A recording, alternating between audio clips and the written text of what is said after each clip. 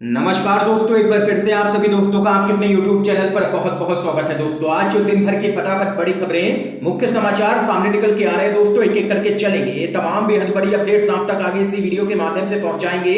सभी मुख्य समाचार हैं, ये वो खबरें हैं जो गोदी मीडिया आप तक नहीं पहुंचाता है, इसलिए इन सभी खबरों को जानने के लिए लगातार हमारे साथ आगे इसी वीडियो में बने रहिए। तो वहीं दोस्तों खबरों की तरफ चलने से पहले आप लोगों से एक छोटा सा निवेदन है कि अगर आप लोग भी खुल करके मोदी सरकार की नीतियों का विरोध करते हैं और कोरोना के मोर्चे पर मोदी सरकार को फेल मानते हैं तो अब इस वीडियो को लाइक कीजिए, चैनल को सब्सक्राइब करके बेल के आइकन को जरूर दबाइए दोस्तों। और अगर आप लोग भी किसानों के समर्थन में हैं तो कमेंट बॉक्स में कमेंट जरूर कीजिए, जय जवान जय किसान। दरअसल दोस्तों पहली बड़ी खबर आप लोगों को बताते चलें, मोदी सरकार की चौतरफा मुश्किलें बढ़ी, राफेल डील में 10 लाख यूरो दलाली का आरोप, पीएम के खिलाफ केस के लिए सुप्रीम कोर्ट में पीआईएल। आप लोगों को दोस्तों बताते चलें, प्रधानमंत्री नरेंद्र मोदी के खिलाफ राफेल डील में मुकदमा चलाए जाने को लेकर के सुप्रीम कोर्ट में एक पीआईएल यानी कि जनहित याचिका दायर की गई है। याचिका मनोहर लाल शर्मा नाम के व्यक्ति की तरफ से दायर की गई है। याचिका में आप लोगों को बताते चले, भारतीय बिचौलिए सुषन गुप्ता के खिलाफ भी ऐसे ही मुकदमे दर्ज करने की मांग की गई है। तो वहीं याचिकाकर्ता की तरफ से अदालत की देखरेख में सीबीआई जांच की भी यहां पर मांग की गई है। तो यहाँ पर दोस्तों आप लोग देख सकते हैं कि चौतरफा मुश्किलें राफेल डील को लेकर के मोदी सरकार की बढ़ती हुई नजर आ रही है, क्योंकि कांग्रेस पार्टी लगातार हमलावर है। कांग्रेस पहले से ही आरोप लगा रही है कि राफेल डील एक बड़ा घोटाला है, इसमें मोदी सरकार ने एक बड़ा घोटाला किया है जिसको सामने लाना ही पड़ेगा। तो वहीं अब इस पूरे मामले को लेकर के सुप्रीम कोर्ट में जनहित याचिका भी दायर हो गई है। पीएम मोदी के खिलाफ केस चलाने की मांग की गई है याचिका में, और सीबीआई जांच की मांग की गई है। दोस्तों आप लोगों का क्या कुछ कहना है, आप लोग अपनी राय जरूर बताइएगा कमेंट बॉक्स में कि आप लोग राफेल डील को एक बड़ा घोटाला मानते हैं या फिर नहीं। अगली बड़ी खबर की तरफ चलते हैं दोस्तों, पीएम मोदी के गढ़ में एबीवीपी का सफाया, संपूर्णानंद संस्कृत विश्वविद्यालय छात्र संघ चुनाव में एनएसयूआई ने सभी सीटों पर किया है कब्जा। लगातार तीसरा बड़ा झटका लगा है बीजेपी को। आप लोगों को बताते चलें, कांग्रेस पार्टी के छात्र संघ संगठन एनएसयूआई ने संपूर्णानंद संस्कृत विश्वविद्यालय छात्र संघ चुनाव में चारों सीटों पर विजय प्राप्त की है। प्रधानमंत्री के संसदीय क्षेत्र में काशी विद्यापीठ के बाद संपूर्णानंद संस्कृत विश्वविद्यालय में एनएसयूआई ने सभी पदों और समस्त 7 संकायों पर जीत दर्ज की है। एनएसयूआई के राष्ट्रीय अध्यक्ष नीरज कुंदन ने कहा है कि यह जीत तमाम छात्रों की जीत है। तो वहीं उन्होंने कहा है कि यह एबीवीपी की हार नहीं है बल्कि प्रधानमंत्री नरेंद्र मोदी की खुद हार है, क्योंकि यह मोदी जी का गढ़ है। एनएसयूआई ने मोदी जी से उनका किला छीना है, जल्द ही पूरा यूपी छीनेंगे। तो यहाँ पर दोस्तों आप लोग देख सकते हैं कि वाराणसी के अंदर पीएम मोदी को सीधे तौर पर बड़ा झटका लगा है। कांग्रेस पार्टी के छात्र संघ संगठन एनएसयूआई ने पूरी तरीके से एबीवीपी का कर दिया है सुपड़ा साफ और सभी सीटों पर दर्ज की है बम्पर जीत। अगली बड़ी खबर जान लेते हैं, कुरान की आयतों के खिलाफ याचिका सुप्रीम कोर्ट से खारिज, वसीम रिजवी पर लगा है 50,000 का जुर्माना। आप लोगों को बताते चलें, सुप्रीम कोर्ट ने कुरान की आयतों के खिलाफ दाखिल याचिका को खारिज कर दिया है। इसके साथ ही कोर्ट ने 50,000 रुपए का जुर्माना भी लगाया है वसीम रिजवी पर। इस याचिका को शिया वक्फ बोर्ड के पूर्व चेयरमैन वसीम रिजवी ने दाखिल की थी। उनका कहना था कि इन आयतों को पढ़ा करके छात्रों को इससे मिसगाइड किया जाता है। तो वहीं दोस्तों आप लोगों को बताते चलें, रिजवी के इस कदम से देश भर के मुस्लिम समाज उन पर भड़क उठा था। मुस्लिम समाज के लोग उनके खिलाफ सड़कों पर उतर करके उनके खिलाफ प्रदर्शन कर रहे थे। प्रदर्शनकारियों ने रिजवी के यहाँ पर पुतले भी फूके थे। देख सकते हैं कि कुरान की 26 आयतों पर रोक लगाने वाली याचिका सुप्रीम कोर्ट से खारिज हो चुकी है और सुप्रीम कोर्ट ने वसीम रिजवी पर लगाया है 50,000 का जुर्माना। तो वहीं दोस्तों अगली बड़ी खबर की तरफ चलते हैं, सुशील चंद्रा होंगे अगले मुख्य निर्वाचन आयुक्त, 13 को सेवानिवृत्त हो जाएंगे सुनील अरोड़ा। जी हां दोस्तों आप लोगों को बताते चलें, चुनाव आयुक्त सुनील अरोड़ा का कार्यकाल काफी यहां पर विवादित रहा है। लगातार उन पर बीजेपी समर्थक होने के आरोप लगते रहे हैं। आप लोगों को बताते चले, चुनाव आयुक्त सुशील चंद्रा देश के अगले मुख्य चुनाव आयुक्त होंगे। सूत्रों ने बताया है कि निर्वाचन आयोग में सबसे वरिष्ठ आयुक्त को मुख्य निर्वाचन आयुक्त बनाए जाने की परंपरा है। आप लोगों को बताते चले, सरकार ने चुनाव आयोग के शीर्ष पद के लिए सुशील चंद्रा के नाम को यहां पर हरी झंडी दे दी है। उन्हें मुख्य निर्वाचन आयुक्त बनाए जाने का आदेश किसी भी समय जारी किया जा सकता है। एक और बड़ी अपडेट आप लोगों को बताते चलें, हरिद्वार कुंभ में कोरोना विस्फोट। कुंभ में उमड़ी भीड़, कोरोना नियमों का पूरी तरीके से उल्लंघन, कई साधु कोरोना पॉजिटिव पाए गए। आप लोगों को दोस्तों बताते चले, हरिद्वार महाकुंभ में आज दूसरा शाही स्नान हो रहा है। इस शाही स्नान में तमाम अखाड़ों के साधु संत आस्था की डुबकी लगा रहे हैं। हजारों की संख्या में आम लोगों की भीड़ भी डुबकी लगाने के लिए जुटी।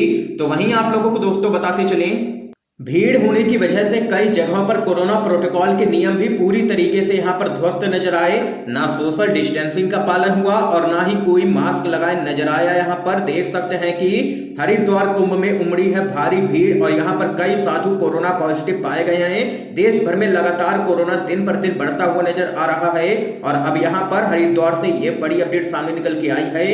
एक और जानकारी आप लोगों को बताते चलें, बंगाल को सोनार बांग्ला बनाने की बात करने वाली बीजेपी के गुजरात मॉडल की असलियत, इसे कहते हैं आपदा को अवसर में बदलना। आप लोगों को बताते चलें, देश में रेमडेसिविर इंजेक्शन की भारी किल्लत है, लेकिन बीजेपी के नेता के पास हजारों खुराक हैं। आप लोगों को बताते चलें, सरकारी अस्पताल में रेमडेसिविर इंजेक्शन नहीं मिल रहे हैं, लेकिन गुजरात बीजेपी के अध्यक्ष CR पाटिल के पास हजारों इंजेक्शन उपलब्ध हैं। तो वहीं दूसरी खबर में, सूरत में लाश जलाने के लिए शमशान में 2000 रुपए तक घूस मांगी जा रही है। ऐसी खबरें गुजरात से लगातार सामने निकल के आ रही हैं। देख सकते हैं कि भाजपा का ये है गुजरात मॉडल, ये है इसकी असलियत।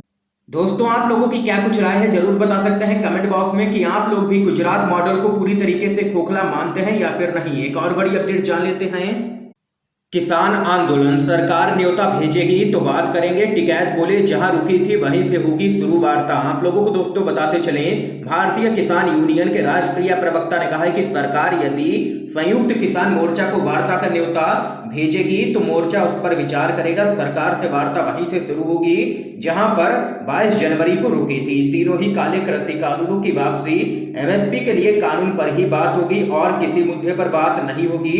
किसानों के मुद्दे वही रहेंगे। यह बातें राकेश टिकैत ने केंद्र सरकार के कृषि मंत्री की ओर से आए बयान के जवाब में कही है। तो वहीं दोस्तों, इस बीच एक और बड़ी खबर आप लोगों को बताते चलें, राहुल गांधी ने एक बार फिर से सबको वैक्सीन लगाने की उठाई है मांग। कहा, सबको सुरक्षित जीवन का हक है। आप लोगों को बताते चलें, देश में कोरोना वायरस के बढ़ते मामलों के बीच कांग्रेस पार्टी के नेता राहुल गांधी ने एक बार फिर से सभी को वैक्सीन लगाने की मांग उठाई है।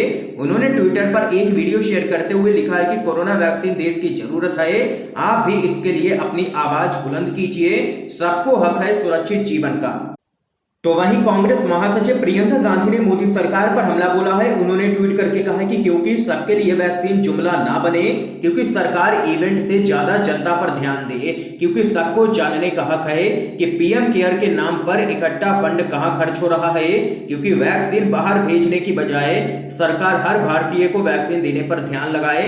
ये यहाँ पर देख सकते हैं, राहुल गांधी और प्रियंका गांधी लगातार हमलावर है मोदी सरकार पर।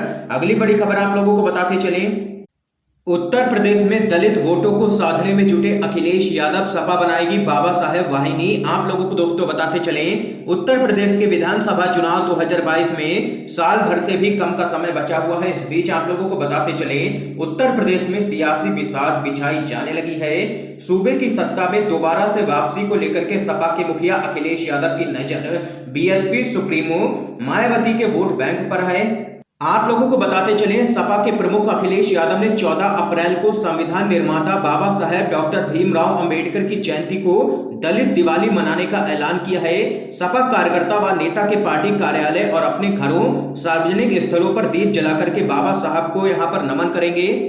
तो वहीं इतना ही नहीं, अखिलेश यादव ने लोहिया वाहिनी की तर्ज पर बाबा साहेब वाहिनी का गठन करने का भी ऐलान कर दिया है। एक और बड़ी खबर आप लोगों को बताते चलें, संजय राउत बोले, PM बंगाल चुनाव के बाद ले सकते हैं लॉकडाउन पर बड़ा फैसला। महाराष्ट्र में हालात हैं बेहद ही खराब। आप लोगों को बताते चलें, महाराष्ट्र में लगातार बढ़ रहे कोरोना केस को लेकर के शिवसेना के नेता संजय राउत ने पत्रकारों से बातचीत करते हुए राज्य में लॉकडाउन लगाए जाने की वकालत की है। तो वहीं पूरे देश में कोरोना वायरस बहुत तेजी के साथ बढ़ रहा है, पर केंद्र की मोदी सरकार लॉकडाउन पर फैसला तब लेगी जब पश्चिम बंगाल में विधानसभा चुनाव हो जाएंगे। ये यहाँ पर कहना है संजय राउत का। एक और बड़ी खबर आप लोगों को बताते चलें, मोदी सरकार की नीतियों के कारण भारतीयों पर कोरोना का कहर, ये यहाँ पर कहना है कांग्रेस का। कांग्रेस ने कोविड-19 महामारी से निपटने को लेकर के केंद्र पर हमला बोलते हुए कहा है कि मोदी सरकार के अहंकार और अक्षमता के कारण कोरोना वायरस भारत के लोगों और अर्थव्यवस्था पर कहर बरपा रहा है। विपक्षी दल ने यह भी आरोप लगाया है कि सरकार की नीतियों के कारण समाज का हर वर्ग आज परेशानी में है। तो वहीं प्रधानमंत्री मोदी पर निशाना साधते हुए कांग्रेस के नेता राहुल गांधी ने ट्वीट किया है और कहा है कि ना कोरोना पर काबू, ना पर्याप्त टीके, ना रोजगार, ना किसान मजदूर की सुनवाई, ना लघु कुटीर एवं मध्यम उपक्रम सुरक्षित, ना मध्यम वर्ग यहाँ पर संतुष्ट है। ये यहाँ पर देख सकते हैं लगातार कांग्रेस पार्टी हमलावर है मोदी सरकार पर, बढ़ते हुए देश भर में कोरोना वायरस को लेकर के। एक और बड़ी खबर आप लोगों को बताते चलें। सुप्रीम कोर्ट में कोरोना ने दी है दस्तक, बड़ी संख्या में कर्मचारी हुए हैं संक्रमित। जी हां दोस्तों, आप लोगों को बताते चलें, देश में कोरोना की लहर बेकाबू होती नजर आ रही है, लेकिन वहीं दूसरी तरफ मोदी सरकार यहां पर चुनावी प्रचार में व्यस्त है। इस बीच एक बड़ी खबर सामने निकल के आई है।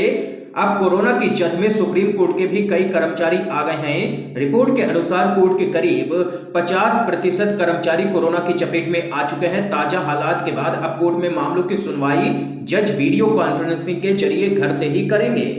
ये यहाँ पर दोस्तों आज की तमाम बेहद बड़ी खबरें सामने निकल के आई हैं जो हमने आप लोगों तक पहुंचाई हैं यूएनवीडीवी के माध्यम से। वीडियो पसंद आया हो तो लाइक कीजिएगा, ज्यादा से ज्यादा शेयर कीजिएगा इस वीडियो को, ताकि आप सभी के दोस्त भी इन खबरों को जान सकें। और चैनल को सब्सक्राइब करके बेल के आइकन को जरूर दबाइए दोस्तों। वीडियो देखने के लिए आप सभी दोस्तों का बहुत बहुत धन्यवाद।